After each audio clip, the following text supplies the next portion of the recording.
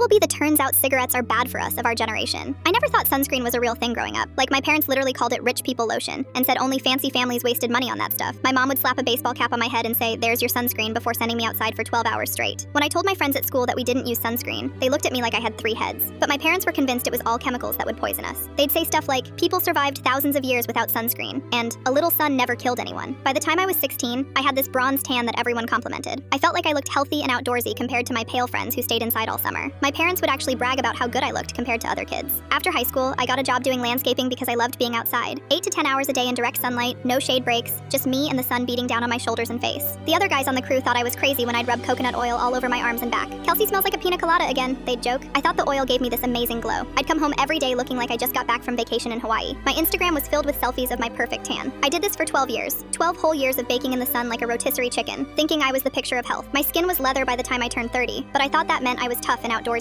Then at 34, I noticed this weird mole on my shoulder blade. It was darker than my other freckles and had these jagged edges, but I figured it was just another beauty mark from all my sun exposure. My boyfriend at the time kept telling me to get it checked, but I brushed him off. "It's just a mole, calm down," I'd say. "I've been in the sun my whole life and I'm fine." But after 6 months, the thing started changing colors. It went from dark brown to almost black, and it was getting bigger. My boyfriend threatened to drag me to the doctor himself if I didn't make an appointment. The dermatologist took one look at my back and her face went completely white. She didn't even try to hide her reaction. "How long has this been here?" she asked, and I could hear the panic in her voice. "Maybe 8 months?" I said, suddenly feeling sick to my stomach. She ordered a biopsy that same day. 2 weeks later, she called me personally instead of having a nurse do it. That's when I knew it was bad news. "Kelsey, you have advanced melanoma," she said. "It's already spread to your lymph nodes." I couldn't even process what she was saying. "Cancer?" I was 34 and felt perfectly fine. How could I have cancer? She explained that decades of sun exposure without any protection had basically turned my skin into a ticking time bomb. All those years of coconut oil and thinking I looked healthy had actually been slowly killing me. The next 2 years were a nightmare of surgeries, chemotherapy, and immunotherapy treatments that made me sicker than I'd ever been in my life. I lost my hair, lost 40 pounds, and could barely get out of bed most days. My parents finally admitted they were wrong about sunscreen, but it was way too late. The damage was already done, and my cancer had spread too far for any treatment to really work. Before I died at 37, I recorded a video message for my 8-year-old niece. I told her to wear sunscreen every single day of her life, even when it's cloudy, even when she's just walking to the car. I told her that being pale is beautiful, and that tans aren't worth dying for.